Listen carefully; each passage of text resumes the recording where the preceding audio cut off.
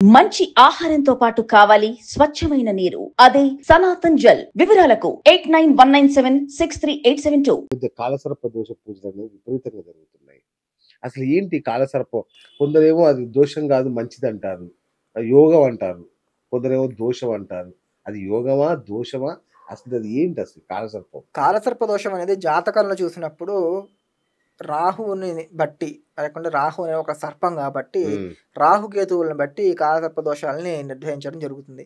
కానీ ఇక్కడ వాస్తవం ఏంటంటే ఒక సర్పదోషం అనేది అంటే మనకి రాహు 12 సర్పాలు ఉన్నాయి.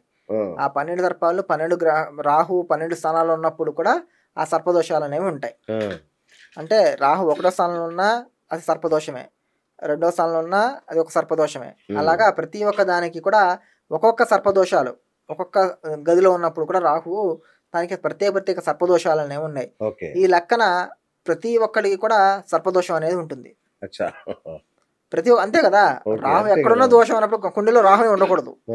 రాహుకేతులు లేని కుండలు ఉంటే అప్పుడు సర్పదోషం లేదు అని చెప్పచ్చు. అందువల్ల వీళ్ళిద్దరు ఎక్కడైతే ఉంటారో ప్రతి కుండలో వీళ్ళు ఉండాల్సిందే రాహుకేతులు. అలాంటప్పుడు సర్పదోషం అనేది అందరికీ ఉంటుంది, అది కామన్. కానీ ఈరోజు మార్కెట్లో దాన్ని పెద్ద దోషం కింద పరిగణించి దాన్ని హైలైట్ చేసి దాంతో డబ్బులు సంపాదిస్తున్నారు. వాస్తవికంగా రాహు గ్రహాలకి కేతు గ్రహాలకి ఆ దోషాలకి అత్యధికంగా పూజలు కానీ అవేం చేయాల్సిన అవసరం లేదు. వాటికి చాలా సింపుల్ రెమెడీస్తో మనం వాటి నుంచి బయటపడచ్చు. అది ఎలాంటి రెమెడీస్ అనేది మా దగ్గరికి వచ్చి అడగండి. వాళ్ళ దీని మీద అది డిఫరెంట్ బట్టి చెప్తారు. స్తోమత బట్టి వాళ్ళ కర్మల బట్టి కూడా అది చెప్పడం జరుగుతుంది అనమాట.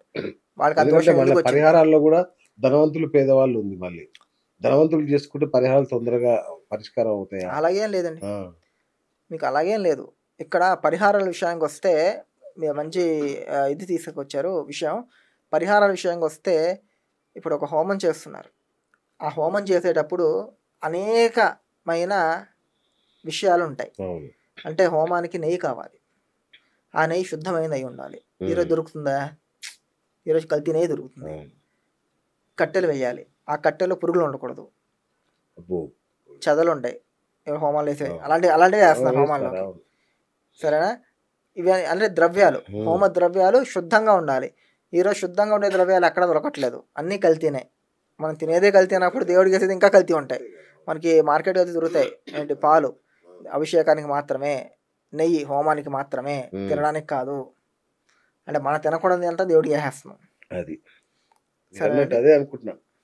నువ్వుల నూనె అన్నారు కదా, అదైతే ఎంత కల్తీదో అదైతే అసలు దాని నిజంగా కొన్ని నువ్వులన్నా కలుస్తాయో డౌటే నాకు. ఎందుకంటే నువ్వులు 2 కేజీలు ఆడిస్తే 1 లీటర్ నూనె వస్తుంది. 2 కేజీల నూనె 600 రూపాయలు ఉంది నువ్వు పప్పు రేటు. అవును, అలాంటప్పుడు వాడు 100 రూపాయలకి లీటర్ ఎలా వేస్తున్నాడు? 100 రూపాయలకి ఇంత నల్లటి సీసా వస్తుంది.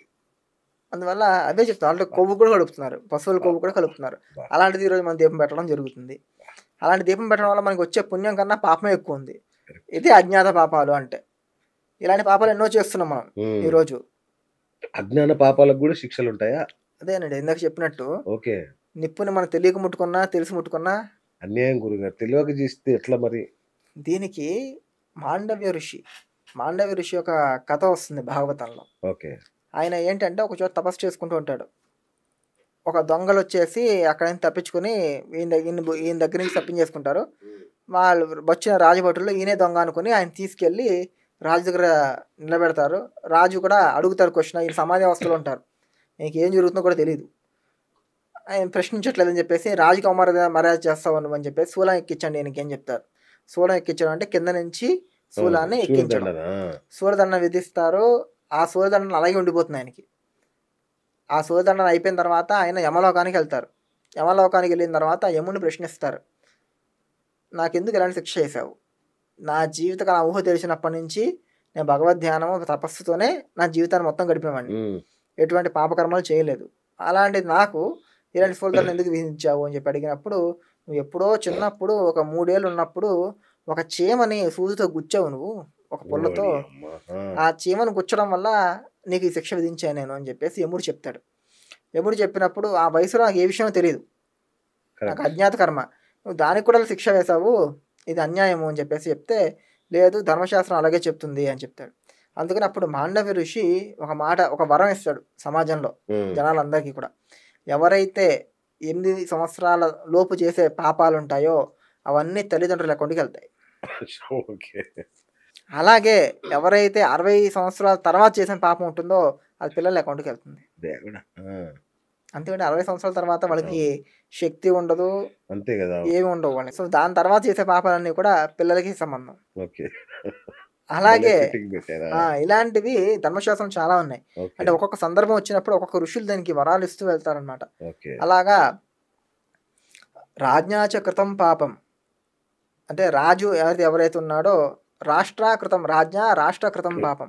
రాష్ట్రం అంటే ప్రజలు చేసిన పాపాలన్నీ కూడా రాజు అనుభవిస్తాడు.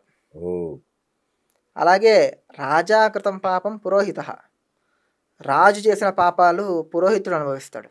ఓహో. ఓకేనా? అలాగే భర్తాచ స్త్రీకృతం అంటే అమ్మాయిలు చేసే పాపాలు ఏవైతే ఉన్నాయో అవి పురుషులు అనుభవిస్తారు. నేను యాక్చువల్లీ ఈ ప్రశ్న అడుగుదాం అనుకున్నా. ఎందుకంటే రామాయణంలో వాల్మీకి బోయేవాడిగా ఉన్నప్పుడు ఋషులు అడుగుతారు కదా, రే నువ్వు ఇంత పాపం నారదుడు చేస్తున్నావు, అడుగుతాడు. ఇంత పాపం చేస్తున్నావు కదా, ఈ పాపం మీ భార్య పిల్లలు అనుభవిస్తారేమో, కొంచెం అడిగి రాపో అంటే నాకేం సంబంధం, నువ్వు కుటుంబాన్ని పోషించడం నీ బాధ్యత, నువ్వు ఏ పాపం అని చేసుకొని చావు, మాకు సంబంధం లేదంటారు. అందువల్ల అది చెప్తాను, అది కూడా చెప్తాను. ఇంకా నెక్స్ట్ వచ్చేసి శిష్యుడు చేసిన శిష్యకృతం చ గురుస్తత. శిష్యుడు చేసే పాపము గురువు అనుభవిస్తాడు. ఓకే. ఇక్కడ విషయం ఏంటంటే ఈ ప్రతి ఒక్క పాపానికి ఎవడో ఒకటి బలి ఒక అవ్వాల్సిందే, అకౌంట్ లో పడాల్సిందే, ఏదో ఒక అకౌంట్ లో పడాల్సిందే. పడాల్సిందే. ఆ, అర్థమైందా? మీరు ఇందాక అడిగినట్టు మగవాళ్ళు పుణ్యం చేస్తే ఆ పుణ్యంలో సగం అర్ధాంగికి వెళ్తుంది. ఓకే. అదే భార్యలు పాపం చేస్తే అది మగవాళ్ళ అకౌంట్లో పడుతుంది, అచ్చా, మొత్తం పడుతుందా? మొత్తం పడుతుంది. ఓకే. అలాగని వాళ్ళకి ఏం పడదని కాదు, వాళ్ళకి ఉంటుంది. ఉమ్, వాళ్ళతో పాటు అంటే వాళ్ళకి కొన్ని పాపాలు ఉంటాయి. ఎలాంటి పాపాలు అంటే దేవుడి విషయంలో, ఓకే. భగవంతుడి విషయంలో అలా కొన్ని క్రైటీరియాస్ ఉన్నాయి. రైట్. ఇప్పుడు వాళ్ళు పరపురుషుడితో వాళ్ళు సంగమం చేస్తున్నారు, అది ఏ అకౌంట్ పడుతుంది అంటే కాదు, అది వాళ్ళ అకౌంట్లోనే ఉంటుంది. ఓకే.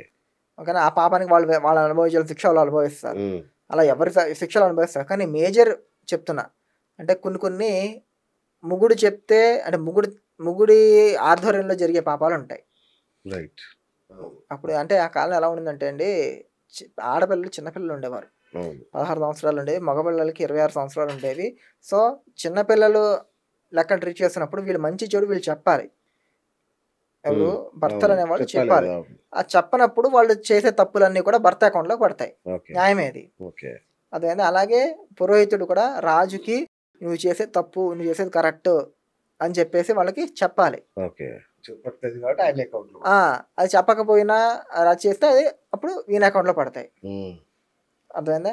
ఇలాగా ప్రతి ఒక్కటి కూడా మన రాజ్ఞ అంటే రాష్ట్ర జనాలకి ఇది మంచి చేయండి, ఈ మంచి పనులు చేయండి అని చెప్పి రాజు చెప్పాలి. ఉమ్, అది వాళ్ళు జనాలు చెప్పకపోయినా అది రాజు అకౌంట్లో పడుతుంది. ఈరోజు ప్రజారాజ్యం, అందరం రాజులమే. అవును.